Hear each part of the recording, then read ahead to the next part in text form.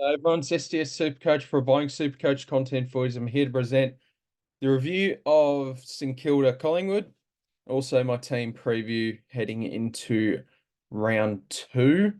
And I think that's about it. So, yeah, game tonight. Saints got up. So, I know John O'Carroll will be thrilled with this result. So, and all the Saints supporters out there, Collingwood G, I'll tell you what, they look rough. Um, yeah, and we're playing against them in a couple of weeks, so I really hope we're not the first team to let them win. But all right, sorry. One thing I should I'll do a quick little story like Shorty, but not as fun. So during the game, so I was cooking. I got this packaged lasagna for dinner. I got home at 6:30, and I just thought, oh, gee, can't be bothered cooking up something real nice. So I'm gonna grab some lasagna that I got from Coles and started having it. And tell you what, after my first few bites, my stomach really started growling a bit, like just on the right side. And I'm like, oh, that's not good. I'm sure it's a coincidence. Had a few more bites, and then it got really bad. I'm like, okay, I don't really know what to do here because I'm not feeling so good. So I was having that. I finished about a third of it, and I just went, nah, can't have any more of that. I'm feeling like crap. And I go like, mate, I could have food poisoning here. And I don't want to jinx myself because maybe I still do. I'm feeling a lot better now. But it was like during the second quarter, I was just sitting on my bed and I brought the bin out and that sort of thing in my room. And I just thought, shit, I might be in for a long one. And I've got to get up at 4:30 tomorrow. So I'll get this done pretty quick. But I was just thinking, gee whiz, yeah, nah, I don't think I'll be having packaged up lasagna ever again. So yeah, nah, I was shitting myself a bit there. Not literally. Haven't been in the toilet yet, but I don't know. Maybe it could still be a thing, but I don't know. I'm feeling a lot better now, so hopefully I haven't jinxed myself. I'll let you know in a couple of days if so, because I want to see the Hawks get belted. So anyway, let's get into the scoring for SuperCoach. So I believe the scores have now been updated as well, by the way. Look, let's go over like Nazai Wanganeen Miller, fantastic game. Yeah, he's a real dark horse of a super coach pick, I can't lie. So he's a real interesting one, Wanganeen Miller. Where he could really challenge for top eight defenders because of how good his ball usage, 11 marks. Sinclair was playing a little bit more up the ground, I feel, spent a little bit of time down back, and then Bonner just wasn't really a factor in the game. He was in the second quarter for a bit, but did bugger all after that. So yeah, Wanganeen Miller is a very interesting talking point, I think, throughout the season. Now, Jack Steele, I think I'm going to title the video Operation Get Jack Steele now because he doesn't look back to his prime best, but he looks back to a very energized version of himself where he looks a lot better than he has in the past couple of years. So watch out on Jack Steele. Plus, he's in his prime now, so I feel like if he's playing like this, we could get a couple more good years out of Jack Steele now.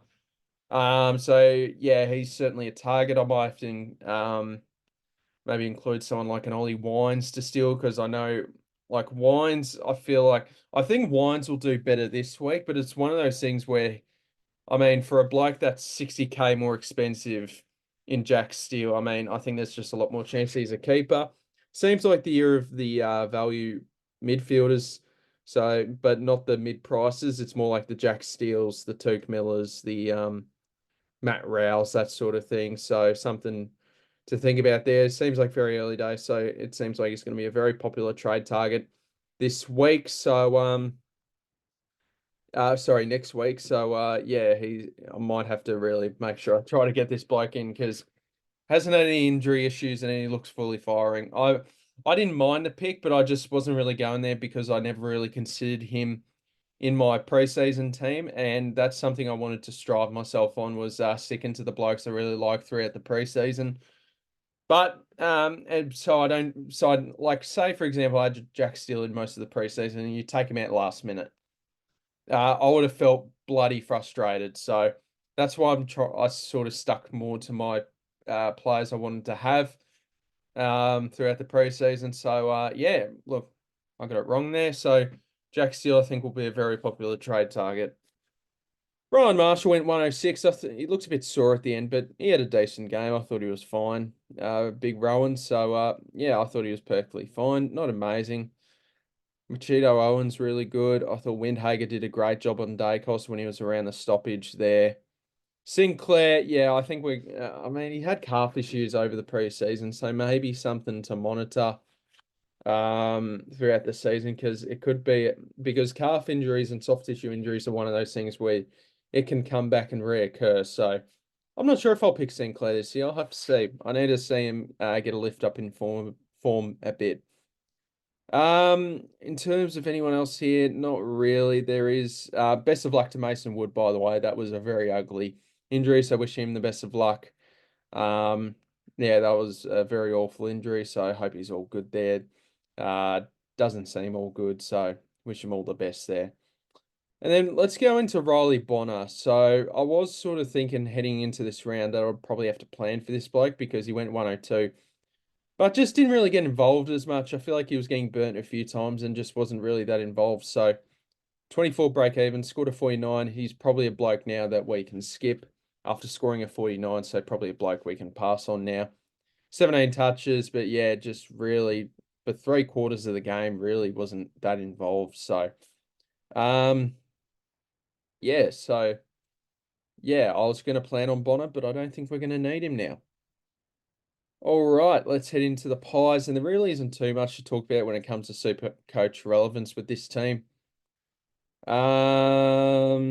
It's really not until we get down to the very bottom with Nick Dacos and Finlay McRae. We'll start off with Finn McRae. I thought it was all right, nothing fantastic. I mean, 12 super coach points in basically a quarter of playing in the guts. Isn't that great? 3 touches, yeah. I don't know. I think Collingwood do need a bit of spark in that midfield. The more you think of it, the more you see this team and you go, gee, there's a lot of old buggers in this side, isn't there? So they're really starting to show their age now, some of their older players. But yeah, I think McRae deserves a full game and he's not really Supercoach relevant until he starts getting a good run at it. By the way, Steele side bottom looks absolutely cooked. Wouldn't be surprised if this is his last season. And now let's head into Nick Dacos. 22 touches, definitely didn't look like himself this game. 81% time on ground. How much time on ground did Tom Mitchell get? 74. Yes, Tom Mitchell's another one that's slowly fading away. Nick Dacos, I thought he was my VC tonight. Yeah, just a bit like the rest of the Collingwood side, just didn't really come up to play. Really, it was very average. So something to monitor with Dacos there. Not really, not really. I think it was just a bad game. All the good players have a bad game. But yeah, just really poor from Dacos. 22 touches, still in a bad game, but just used it poorly. There were certain stints during the game where he just couldn't get back on the ground and started the second half on the bench. I'm just thinking, what's going on here? So, oh well, it's one of those things we cop and move on. Vice captain, so I'm gonna go to Bont. I don't have Tom Green and I don't have Sarong, who I prefer Tom Green over Sarong as a captain. And Bont's tough because I think with that Gold Coast midfield, they're a really strong midfield now. That's going to be hard to think about when it comes to what I think Bont will score. And I'm a little bit nervous. I guess when your VC fails, you get a little bit more nervous with Bont and with your captain at the end of the day. So I have to wait all the way till Sunday to worry about my captain. It's like a bit of a yikes. So hopefully I'll just cop 100 plus from Bont this week. So if we can just get 100, just not a bad score from Bont. All right, let's head into my team heading into this week. Didn't field Darcy Wilson. I didn't even emergency loophole him, but scored a 59. So I'm not. I mean, if I played him with Dacos, he would have gotten best 18 over Dacos, which is just crazy. So high chance Nick Dacos to score even gets wiped out in my side, which is pretty crazy for a 650k bloke. I think what's his break even? 94, so he's actually going to go down in price because Collingwood plays. Oh no, sorry.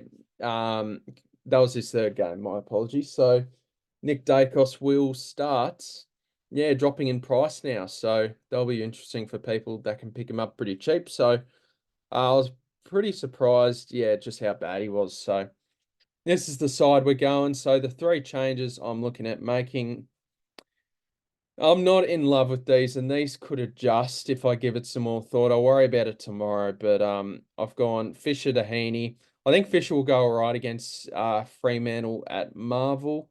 I actually think Fisher will bounce back there, but it's just more the fact that we need his money to make other moves. And one of them is including Isaac Heaney, so I want to get Heaney in, and that's a priority. Jack Billings is another one that I'm very well locked in on bringing in exchange for Nick Martin. I think Nick Martin is just going to be a little bit inconsistent. I think there will be games. It wouldn't surprise me if he really bounces back this week, especially with no Mason Redmond. But it's a tough matchup against the Swans. They're really good defensively, so I don't think Martin's kicking is going to be fixed within a week. So I just jumping on better opportunities here. So Billings and Heaney. Got a bit of faith in and prioritising certainly more towards the blokes that are about to go up in price. So Nick Martin is the casualty here. In a regular season, I'd probably hold on to him. And I do see a world where he turns out to be all right. I'll pick him up later throughout the year if he turns out to be a top 6 defender. But I just don't have the patience for this at the minute because the first 2 weeks of the season are your most important trades of the year and sort of shape up how you'll finish. And then we've got Gibcus for D'Ambrosio. Now, this is the trade I don't like. I don't like going early on Massimo. And yeah, I'm not a big fan of this, but I think a couple of the reasons, because I actually prefer Tom Berry. But with Tom Berry here, so say we've got Gibcus here.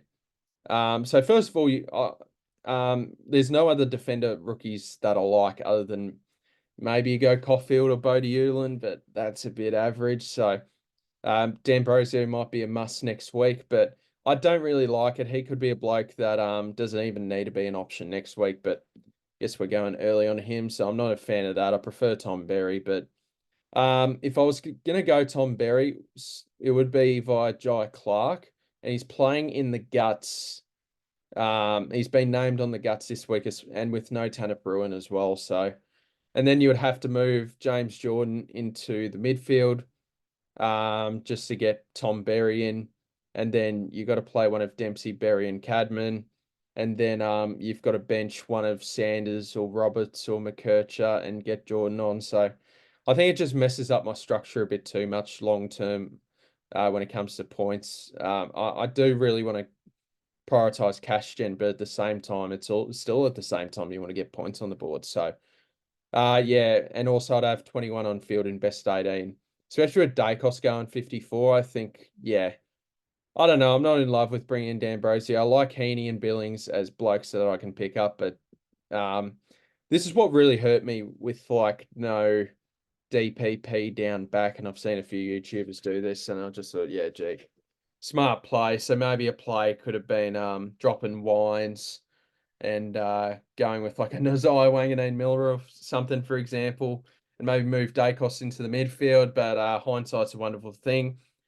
I just didn't like the structure as it was putting Dacos into my midfield. So it is what it is. I'm not displeased. I've got a feeling this won't be a great week for me this week, but I'm just trying to prioritize cash gen and points on the board at the same time. So yeah, I think that's what I'm going to do. I'm going to captain Bond. I don't have Sarong. I don't have Green.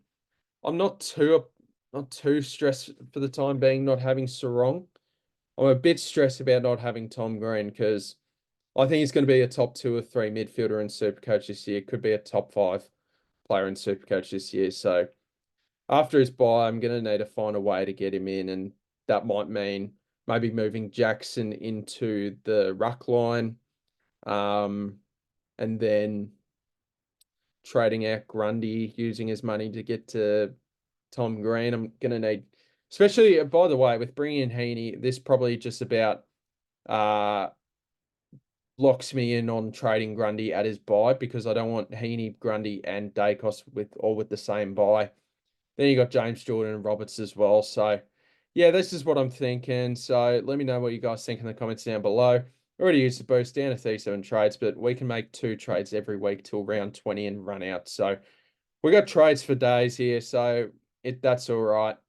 I'll still use them smartly because trades can run out pretty quick, by the way. So I don't know. It's a good time of year, SuperCoach. It's always good having it back. It's a long layoff without it, so we're now back into the swing of things and making some big decisions and making sure I log in before every game to make sure everything's set into place correctly. So yeah, won't be using Livingston this week. I'll be relying on Bont, which I'm a bit nervous about because I think Tom Green's a better captain. Maybe you could say Sarong's a better captain against North, but I don't know. I think after him scoring 40, after him having 45 touches, you just go, gee, surely North Melbourne do something about it. So yeah, that's how we look, guys. So just one more thing I'd like to say is I've taken a photo of the weekly schedule I'd like to do with because I go on TikTok, SDS underscore Supercoach, and TikTok Stephen DW Smith, and written like a content chart on what I want to do each week. Now, unfortunately, so my work shift, I work 4 days a week, 7 till 5. And I usually have the Wednesday off, and that's when we usually plan with me and Brad to do a live stream and that sort of thing. And we certainly want to do jump on, jump off this year. It's just but this week, because we were short staffed on Thursday, my day off was actually on Wednesday, and that sort of threw me off guard. So I think things will be back to normal next week. And also it's Easter coming up this next week. So yeah, we'll have a lot more time to do videos, that sort of thing. So um yeah, so we just ran out of time, but I'm certainly, I think for my YouTube, I want to do trade talks, which I didn't do this week. So that might be with Brad, jump on, jump off. Want to do a live stream, which I didn't do this week. Once again, schedule change, and then team preview, round review, and something else, league reviews. I just did that in my round review at the end there. So there's going to be ideas on content throughout the season. So hope you guys are having a good start to the Supercoach season. Hope you guys are going very well yourselves. And yeah, I'll leave you guys to it. Will there be a video tomorrow? There could be. Yeah, maybe have a look and see what's going on with Sunday teams and maybe review the Adelaide Geelong game. So yeah, thank you guys very much for watching, and hopefully I don't get food poisoning in the next few hours, but I'll see you guys in the next video. Cheers, have a good one, bye.